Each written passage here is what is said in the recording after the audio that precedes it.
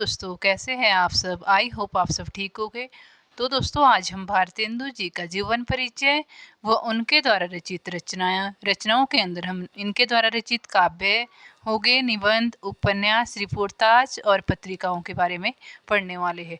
तो फ्रेंड्स मैंने इसमें भारतेंदु मंडल के कवियों को भी शामिल किया है। तो फ्रेंड्स सबसे पहले हम भारतेंदु जी का जीवन परिचय के बारे में जान लेते हैं। इनका जन्म हुआ था 9 सितंबर 1950 ईस्वी को इनका जन्म हुआ था भारतेंदु हरिश्चंद्र जी का।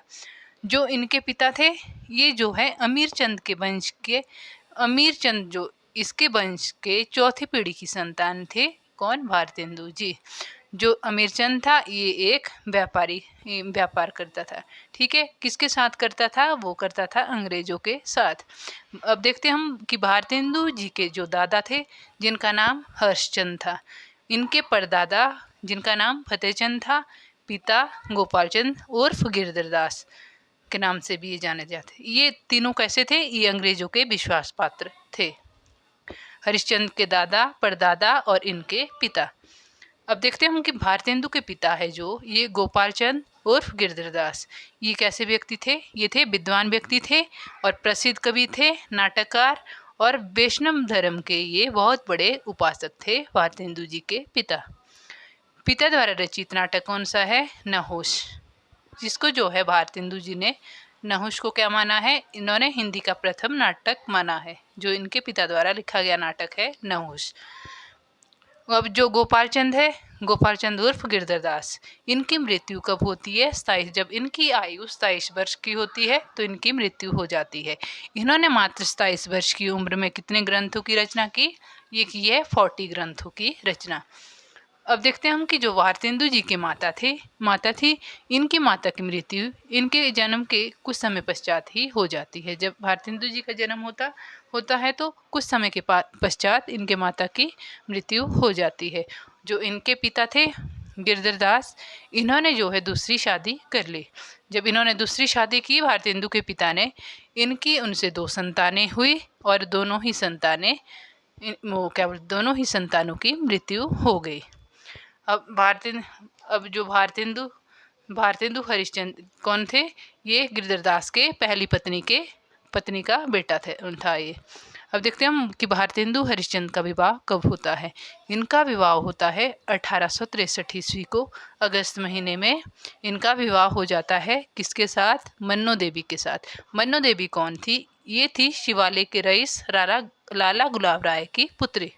ठीक है, इनसे जो है मन्नो देवी से भारतेंदु जी की 3 संतानें हुई। 2 पुत्र हुए और 1 पुत्री हुई। ये जो 2 पुत्र थे ये इनकी जो है बचपन में ही दोनों की मृत्यु हो जाती है। और जो पुत्री थी इसका नाम था विद्यावती। ये इनकी एकलौती जीवित संतान थी विद्यावती। अब देखते हम कि भारतेंदु जी की मृत्यु कब होती है। इनकी मृत्यु होती है 1885 ईस्वी 6 जनवरी 1885 ईस्वी को इनकी मृत्यु हो जाती है। कितने साल के थे उस समय? ये थे 35 वर्ष की। जब इनके पिता की मृत्यु होती है, इनके पिता की आयु थी 27 वर्ष जब इनकी मृत्यु होती है। जो भारतेंदु की मृत्यु होती है इनकी आयु थी 35 वर्ष। अब देखते हैं हम कि भारतेंदु जी कैसे व्यक्ति थे। भारतेंदु जी बहुत ही उदार, विनम्र, मिलनसार, आत्म स्वाभिमानी तथा दानशील व्यक्ति थे। तो दोस्तों मैंने जितने भी एग्ज़ाम पॉइंट ऑफ व्यू से पॉइंट बनते हैं वो मैंने सब इस वीडियो में लाने का प्रयास किया है। जितने भी इम्पोर्टेंट तथ्य है वो मैंने इसमें कवर किए हैं। अब देखते हैं हम जो यहाँ से भी क्वेश्चन बन सकता है कि सन 1870 ईस्वी में भारतेंदु जी ने किसकी स्थापना की? कविता वर्धिनी सभा की।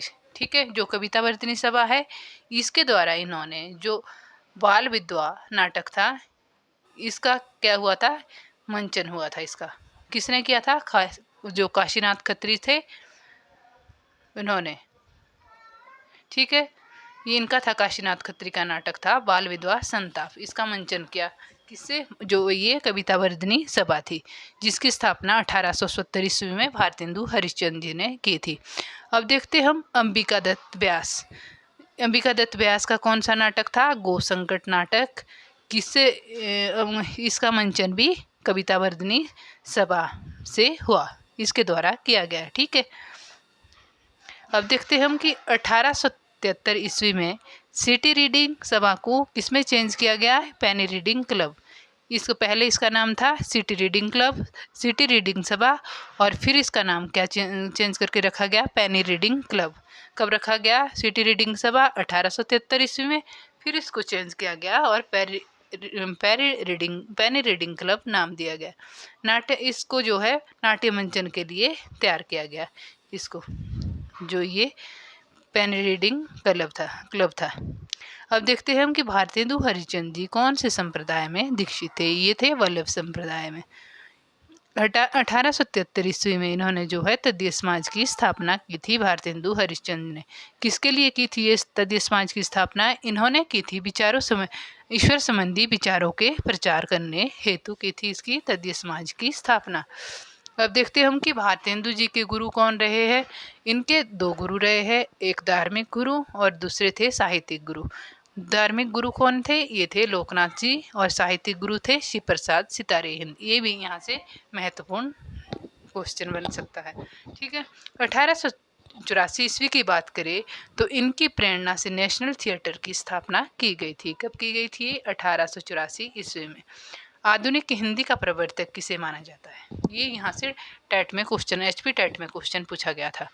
आधुनिक हिंदी का प्रवर्तक किसे माना जाता है? भारतेंदु हरिश्चंद्र जी को।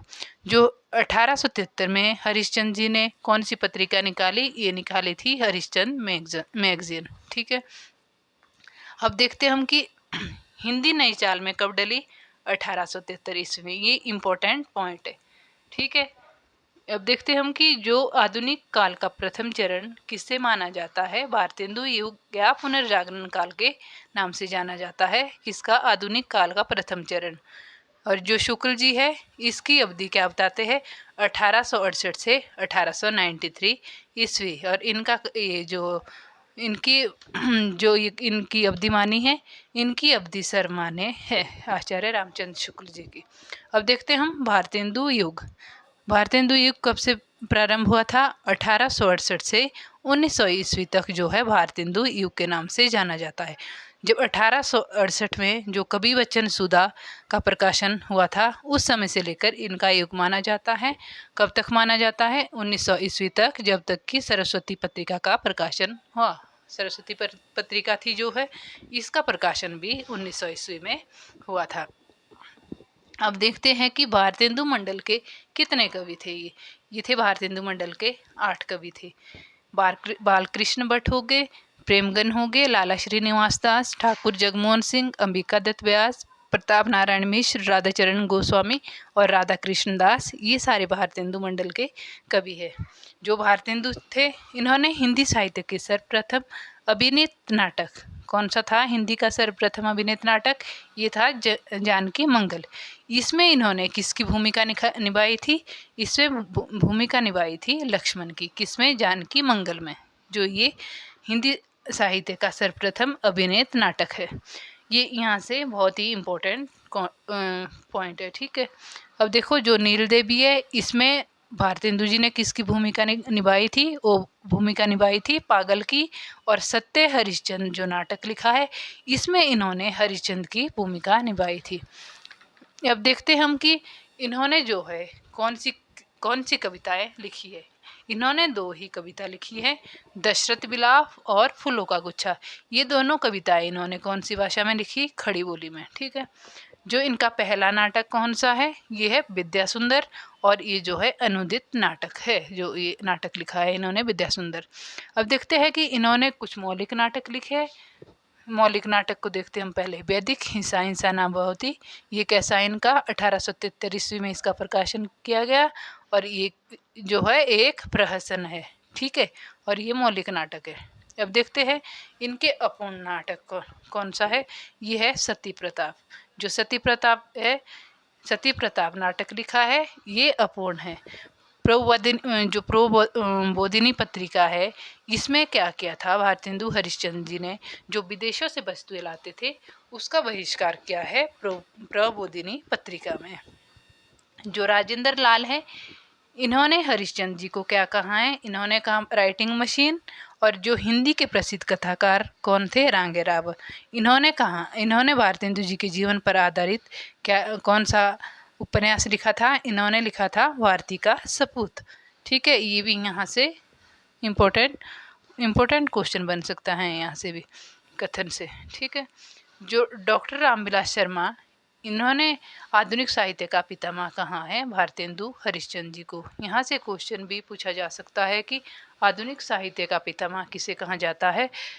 किसने कहा आधुनिक साहित्य का पिता किसे कहा है? भारतेंदु हरिश्चंद्र जी को। किसने कहा? ये कहा रामविलास शर्मा जी ने। जो नए जमाने की मुकरी शीर्षक से भारतेंदु जी ने सामाजिक राजनीतिक विसंगतियों को लेकर इन्होंने खुसरी की शैली में मनोहारिणी मुकरियों की रचना की। किसमें की थी ये? मुकरी शीर्षक से। ठीक है, अब देखते हैं हम कि जो भारतेंदु जी का फूलों का गुच्छा काव्य है, इसमें जो है 36 पद और उर्दू की 13 लावनी है। किसमें है ये? जो फूलों का गुच्छा काव्य है। ठीक है, इसमें है 36 पद है और 13 उर्दू की 13 लावनियाँ है। ठीक है, जो फूलों का गुच्छा काव्य है। भारतेंदु जी ने सतसई सागर काव्य में बिहारी सतसई के 85 दोहों पर कुंडलियाँ बनाई हैं। कितनों पर बनाई है ये? 85। और किसमें? सतसई सागर काव्य में। और जो सतसई सागर काव्य है ये बिहारी सतसई के दोहे है, इसमें 85। ठीक है, अब देखते हैं हम कि प्रेम माधुरी जी की सर्वश्रेष्ठ काव्य कृति है। किसकी है प्रेम माधुरी सर्वश्रेष्ठ काव्य कृति? ये है भारतेंदु जी की। अब देखते हैं हम कि काशी नागरी प्रचारिणी सभा द्वारा भारतेंदु ग्रंथावली भाग 1 और भाग 2 का प्रकाशन किया गया है। किसमें किया गया है ये? जो काशी नागरी प्रचारिणी सभा है। अब देखते हैं हम कि भारतेंदु जी ने कौन कौन से काव्य लिखे हैं। इनके द्वारा लिखे गए काव्य है, इनके द्वारा रचित काव्य है भक्त सर्वस्व, जिसका प्रकाशन वर्ष 1870 ईस्वी में है। तो फ्रेंड्स, यहाँ से जो है क्वेश्चन इस तरह से भी पूछा जा सकता है कि या तो यहाँ से क्वेश्चन सीक्वेंस में लगाने के लिए पूछा जा सकता है, या कोई भी इसमें से एक डायरेक्ट क्वेश्चन पूछा जा सकता है कि भारतेंदु जी के काव्य कौन कौन से हैं। ठीक है, अब देखते हैं भक्त सर्वस्व 1870, इसकी डेट भी साथ में मैंने मेंशन की है, इसको आप देख सकते हैं। प्रेम मल्लिका, प्रेम माधुरी, प्रेम तरंग, गीत गोविंदानंद, वर्षा विनोद होगी, फूलों का गुच्छा, प्रेम फुलवारी, बकरी विलाप, दशरथ विलाप, विनय प्रेम पचासा, प्रेम प्रलाप, बंदर सभा, दान लीला, नए जमाने की मुकरी, कृष्ण चरित्र, ये सारे भारतेंदु जी के काव्य है। अब देखते हैं हम कि इन्होंने कौन कौन से उपन्यास लिखे हैं। इन्होंने 2 ही उपन्यास लिखे हैं। एक पूर्ण प्रकाश, जिसका प्रकाशन वर्ष 1890 है। दूसरा है चंद्र प्रभा, इसका प्रकाशन वर्ष भी 1890 ईस्वी है। इन्होंने 2 ही उपन्यास लिखे, पूर्ण प्रकाश और चंद्र प्रभा। अब देखते हैं कि रेखा चित्र इनका एक आने कुछ आप बीती कुछ जग बीती, ये इनका रेखा चित्र है। ठीक है, अब अगर यदि इनके निबंधों की बात की जाए, इनके साहित्यिक और सांस्कृतिक निबंध खुशी, हिंदी भाषा, भारत, ये जो है उतने महत्वपूर्ण नहीं है। इम्पोर्टेंट है कि भारतवर्ष की उन्नति कैसे हो सकती है, ये यहाँ से इनका इम्पोर्टेंट है कि साहित्य और सांस्कृतिक निबंध है कौन सा? भारतवर्ष की उन्नति कैसे हो सकती है। अब देखो, ऐतिहासिक निबंध है बूंदी का राजवंश, कश्मीर कुसुम, ये इम्पोर्टेंट है। कालचक्र भी महत्वपूर्ण है, रामायण का समय, महाराष्ट्र देश का इतिहास आदि इनके ऐतिहासिक निबंध है। ऐतिहासिक जीवनी परक निबंध है। ऐतिहासिक निबंध की बात की जाए, वो है कालिदास, वल्लभाचार्य, जयदेव, रामानुजाचार्य, शंकराचार्य, सुकरात, ये बहुत सारे इनके ऐतिहासिक निबंध हैं। कुछ इन्होंने धार्मिक निबंध भी लिखे हैं, जैसे तदीय सर्वस्व, वैष्णव सर्वस्व, वल्लीय सर्वस्व, जहाँ पे सर्वस्व लगाया है ये इनके धार्मिक निबंध है। अब देखो, रिपोर्ताज निबंध कौन सा है? ये है दिल्ली दरबार। ये कैसा है? दिल्ली दरबार रिपोर्ताज निबंध है। यात्रा निबंध कौन कौन से हैं? सरयू पार की यात्रा, ये यात्रा निबंध भी पूछे जा सकते हैं यहाँ से। वेदनाथ की यात्रा हो गई, हरिद्वार तथा जनकपुर की यात्रा, लखनऊ, जबलपुर आदि ये यात्रा निबंध है इनके। ठीक है, अब देखते हैं हम कि इन्होंने कौन कौन सी पत्रिकाओं का संपादन किया है, जैसे कवि वचन सुधा, 1868 ईस्वी इसका प्रकाशन वर्ष है। ठीक है, ये मासिक पत्रिका है, मासिक तथा पाक्षिक मासिक पत्रिका है और पाक्षिक तथा बाद में, पहले मासिक थी फिर पाक्षिक तथा बाद में साप्ताहिक हो गई, जो कवि वचन सुधा थी।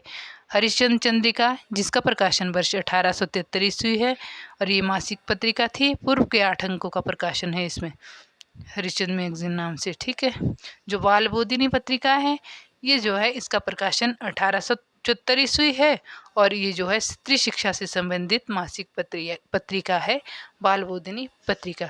तो फ्रेंड्स, आज हमने भारतेंदु जी का जीवन परिचय, वो भारतेंदु मंडल के कवि, सारे इसमें कवर किए हमने, सारे इसमें मैंने कवर कर लिए हैं।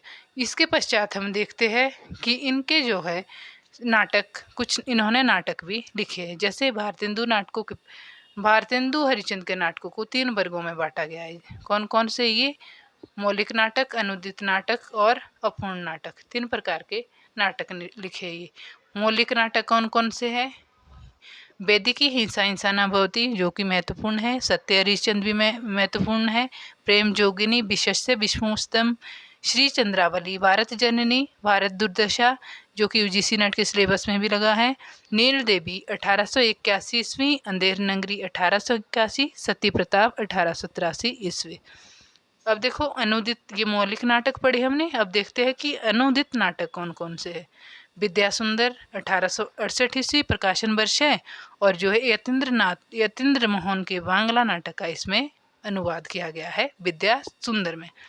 अगर पाखंड विडंबन, ये जो अनुदित नाटक है इसका प्रकाशन वर्ष 1872 ईस्वी है और कृष्ण मिश्र के प्रबोध चंद्रोदय के 3य अंक का अनुवाद किया गया है पाखंड विडंबना में।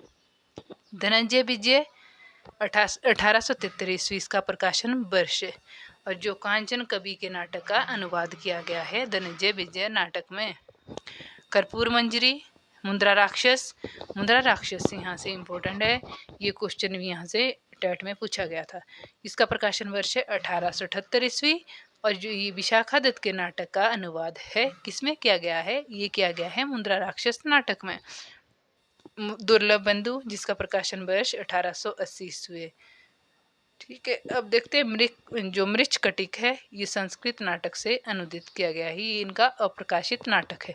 अपूर्ण नाटक, प्रवास नाटक और रत्नावली, ये इनके प्रवास नाटक हो गया, रत्नावली हो गया, नवमल्लिका होगी, मृच्छकटिकम, ये इनके जो नवमल्लिका और मृच्छकटिक अप्रकाशित नाटक है।